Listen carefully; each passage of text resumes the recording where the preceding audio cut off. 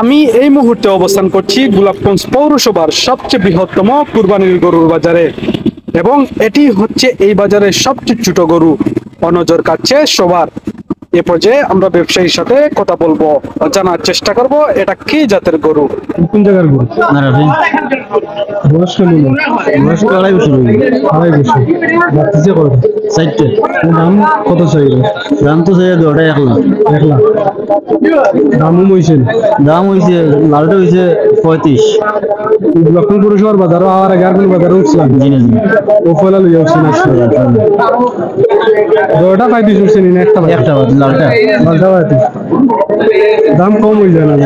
দাম তো কম নাই রে ভাই, ছাগল এখন দেখে 30-40 হাজার টাকা। গরু কি টাকা পাবে? জি গরু বলতে ফালা গরু। নিজেও পাইছো? জি জি টাকা পাইছো বললাম। জি জি জন্মটা কি বলান? তো ছোট সাইজের গরু তোমার পিতা কম গরু বলছে। ছোট হয়ে গেল। মারলাম না তো? হ্যাঁ তুমি খাওয়াই দিবে প্রতিবন্ধী না রে ভাই। না তো? জি না